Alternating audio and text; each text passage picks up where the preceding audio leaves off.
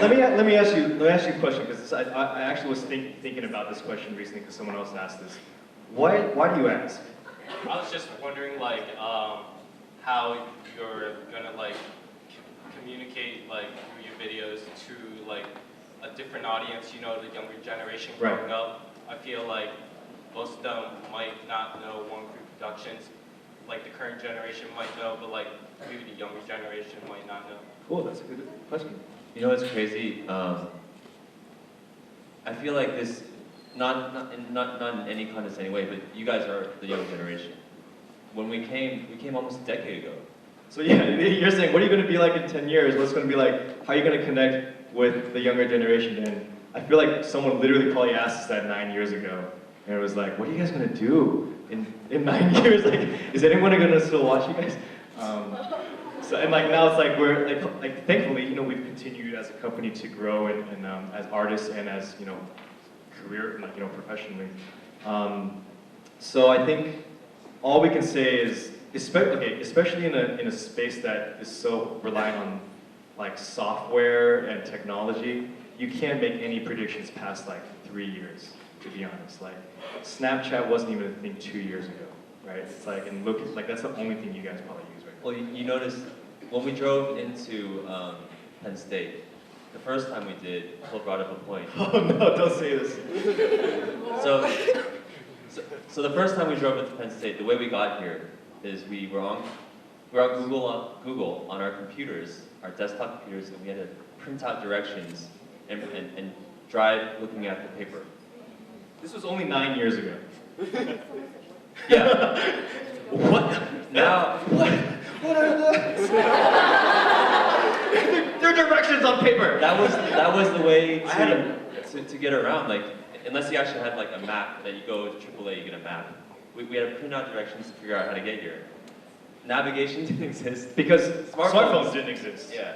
I was using a Razor, a Motorola Razor, to get here. Like, so, anyways, yeah, technology is gonna be crazy. I can't even imagine what it's gonna be like in 3 more years. There's gonna be some other platform that we have to like figure out what to do. But I would say that we're in a good place. We built a very good team, and we're gonna continue building. We are getting older, but we are trying to work with people that, you know, are of a certain age demographic or mindset that they can keep us kind of in the loop. And yeah, hopefully we can keep creating content that is timeless, actually. Like, I feel like there's something about, you know, some of our videos that, the reason why I really enjoy the stuff that we make is that we have very few videos that like are dated. Like, there's a lot of videos on YouTube where it's like, after a week, you can't watch it anymore because that's all it was. It was meant to entertain you for that week, or that one pop culture reference, that one parody. But I think it's awesome to see some of our videos from like 5 years ago still getting hundreds of thousands of views every month, because everyone can relate to love or laughter or life, you know? And I think that's the type of content that we want to keep creating. And I think that's what's going to keep Wong Fu relevant, because those topics themselves are always going to be relevant. Hopefully, yeah, we can still have people that are going to watch. Yeah. All right. Thanks. That was a good question. Thank you. Well, no, I was going to say, like, that's a really good question, because I think being in new media, that's a really relevant question, because where do you see yourself? You know, we get that question all the time. But I think the beauty about Wong Fu and why people attach themselves to the company is because they're just normal people writing very normal situations and stories, right? So I think based off of that, we'll see what happens, because as long as we stick to that, I feel like any generation can relate, you know? And every generation has your own story and your own experience of what's going on, and we hope to keep relating that and connecting with everyone out there, you know? Someday you're gonna turn on the Wong Fu channel, and it won't be me and Wes there. It'll be some like new guys, and your little cousin or nephew is gonna be like, "Oh, these new guys are so funny," and you're gonna be like, "What? No, it was Wes and Phil did and blah, blah, blah before." Or they might be like, yeah, they are. Way cooler. In terms of aspirations, just to finish it, I would hope in 10, 20 years, our future grows with you guys.